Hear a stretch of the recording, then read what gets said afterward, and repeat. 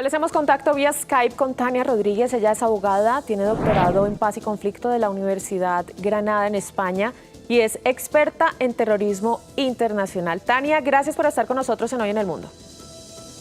Gracias a ustedes por invitarme. Bueno, entonces hablemos de este informe que ha publicado el Departamento de Estado de Estados Unidos del 2019, que dice que han tomado fuerza los grupos ilegales, como por ejemplo el ELN, hace referencia al ELN y también a las FARC en el caso de Colombia. Ok, sí, mira, este es un informe que el Departamento de Estado norteamericano saca todos los años. En este informe, respecto de lo que tiene que ver con el terrorismo doméstico colombiano, es decir, con el ELN y esas disidencias de las FARC, realmente casi que no trae nada nuevo, ¿no? Nos viene a decir que siguen activos, que el ELN ha crecido porque evidentemente ha habido un trasvase, ¿sí?, de terroristas de las FARC hacia el ELN, pero yo quiero hacer una salvedad. El capítulo de Colombia, porque esto viene dividido por capítulos, por regiones, y en las regiones aparecen los estados, ¿no? Cada estado que está implicado o afectado en el tema del terrorismo. El capítulo de Colombia no lo podemos entender sin analizar el capítulo de Venezuela, ¿sí? Y el capítulo de Venezuela, evidentemente, lo que nos está diciendo el informe del Departamento de Estado es que es un país o es un territorio gris donde todos los grupos terroristas, incluso no solo los de la región, no solamente los grupos terroristas suramericanos o colombianos, sino que otros grupos terroristas de otras regiones del mundo, como el Oriente Medio o el Oriente Próximo, también tienen asentamiento en Venezuela, y eso realmente sí es lo que debe preocuparnos a los colombianos, ¿no? Que Venezuela se haya convertido en ese estado, más allá de patrocinador del terrorismo, que lo es, ¿sí?, o de ser un estado o un gobierno terrorista, que también lo es ese asentamiento de todo grupo terrorista que pueda haber a nivel global, tiene asiento en Venezuela y está bien visto por el gobierno de Nicolás Maduro que así sea. Eso es realmente lo que nos tiene que preocupar a los colombianos. Claro, y es justamente lo que nos preocupa a nosotros y quiero que hagamos como un contexto y expliquemos a profundidad cómo es que opera entonces el gobierno del presidente Nicolás Maduro para que puedan ingresar y puedan permear estos grupos insurgentes.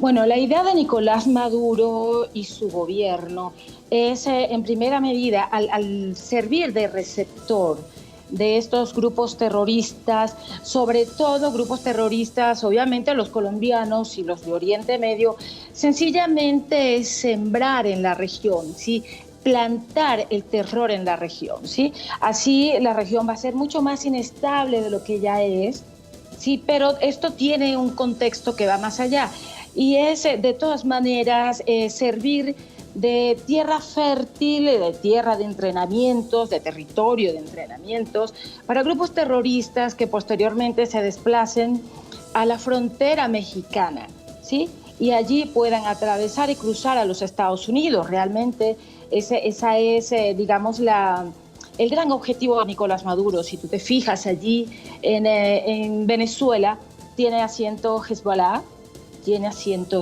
Hamas, la yihad islámica incluso también tiene asiento en Venezuela. Digamos que el terrorismo doméstico colombiano no se va a atrever a ir hasta los Estados Unidos, no tiene intereses de atentar contra los Estados Unidos, ¿no? Pero Venezuela, de todas maneras, le sirve también de territorio hermano, si se quiere. ¿Para qué?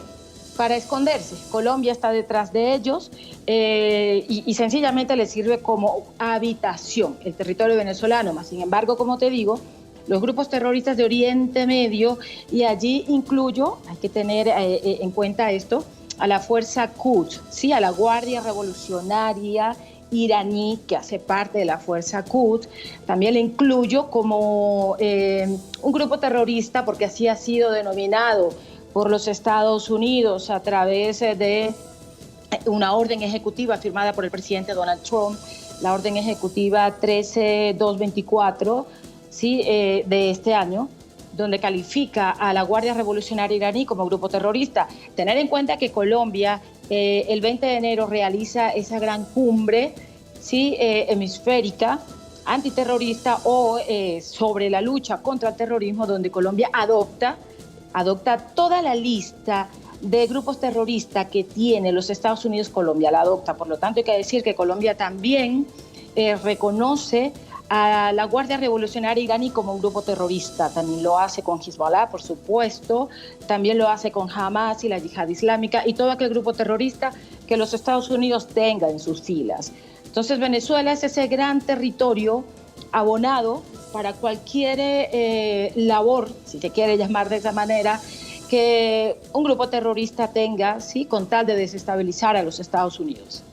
Bueno, se dice, de acuerdo con este informe, que las disidencias de las FARC y también del ELN estarían cooperando en las áreas de control de carreteras y fronteras, estarían distribuyendo alimentos subsidiados, reclutando y desplazando a comunidades indígenas vulnerables y además estarían participando en el tráfico de drogas, minería ilegal y otras actividades al margen de la ley. Por eso es que se dice que ellos han tomado más fuerza en los últimos tiempos. Estas actividades en la región, en la frontera entre Colombia y Venezuela, también nosotros podríamos decir que el gobierno de Nicolás Maduro podría estar confabulado con estos grupos insurgentes para cometer estos delitos. Pero por supuesto, es que vuelvo y te digo, Venezuela ha sido contemplado por los Estados Unidos contra un grupo, como un Estado patrocinador del terrorismo, pero quiero decirte algo, no son solamente los estados fronterizos donde el ELN ejerce presión en el país vecino, estamos hablando de que el ELN tiene presencia, según este informe y su capítulo Venezuela, el ELN tiene asentamiento en 12 de los 24 estados de Venezuela. No solamente son el Táchira y Zulia, por ejemplo, que son fronterizos con Colombia. Está también el estado Bolívar, el estado Apure, está Amazonas, está Anzoátegui, entre otros. Es que el ELN tiene unos tentáculos ya bastante extendidos en Venezuela, muy, muy, muy extendidos. Y vuelvo y repito, con la anuencia de Nicolás Maduro, que Nicolás Maduro esté confabulado con estos grupos para trabajar juntos, si se quiere, obviamente, porque es que además el gobierno narcoterrorista de Venezuela no los combate, y esa es la prueba más clara que el Departamento de Estado tiene para afirmar que Venezuela es un Estado patrocinador del terrorismo, porque si estos grupos pasan a Ecuador o pasan a Perú, muy seguramente van a ser combatidos. Sus gobiernos tienen toda la disposición para combatirlos, pero no es el caso de Venezuela. Ellos cohabitan con la sociedad venezolana, ¿sí?, con la anuencia, repito, de Nicolás Maduro. Bueno, ya entonces conociendo esta información, estos detalles que ha lanzado ya de acuerdo al informe del Departamento de Estado de Estados Unidos acerca del terrorismo, vemos nosotros recientemente, justamente tocábamos el tema ayer, que Donald Trump decía que estaba abierto para un diálogo con el presidente Nicolás Maduro. Sabiendo toda esta conspiración y estas acciones que está cometiendo Nicolás Maduro, irregulares, que afectan también a Colombia directamente, ¿por qué él dice abiertamente que podría entrar en un diálogo con Nicolás Maduro?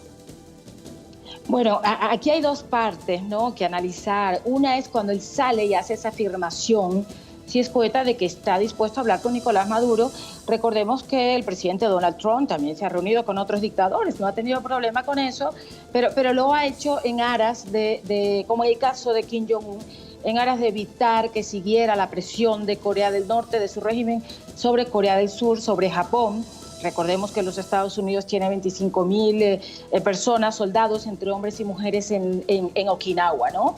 Entonces era una, digamos, una obligación, ¿sí?, de los Estados Unidos, en este caso Donald Trump, de tratar de parar a Kim Jong-un y sus amenazas, ¿sí? Ahora, luego Donald Trump matiza, porque se da cuenta de que si él dice estar dispuesto a hablar con Maduro ampliamente y matiza posteriormente, como te digo, entonces, ¿dónde queda el papel de Juan Guaidó, que ha sido reconocido por los Estados Unidos y sus aliados como presidente legítimo de Venezuela? Entonces lo ha llevado a su discurso del Estado de la Unión este año, es decir, un apoyo total, respaldo total de Donald Trump. Sí, es su apuesta, es Juan Guaidó para Venezuela. Entonces, posteriormente, repito, tiene que salir a matizar estas palabras. No sé si es que se le olvidó tal vez que Guaidó estaba allí en la mitad y que él es quien más lo ha apoyado tal vez. Pero, repito, esa matización, luego cuando dice, puedo hablar con Nicolás Maduro, pero para debatir la forma pacífica de salir del poder de Nicolás Maduro, cuestión que no creo. Realmente no creo que Nicolás Maduro, si sabe que es con esa opción, vaya a reunirse con Donald Trump. Sí, y tampoco creo que a Donald Trump se le haya olvidado que existe Juan Guaidó, porque justamente él también hizo unas declaraciones diciendo que prácticamente él era un niño que no tenía el suficiente liderazgo. Pues es Tania Rodríguez, es abogada, tiene doctorado en paz y conflicto de la Universidad Granada en España, es experta en terrorismo internacional y asesora académica de la Escuela de Derechos Humanos y Derecho Internacional Humanitario del Ejército Nacional. Tania, mil gracias por estar con nosotros en Hoy en el Mundo.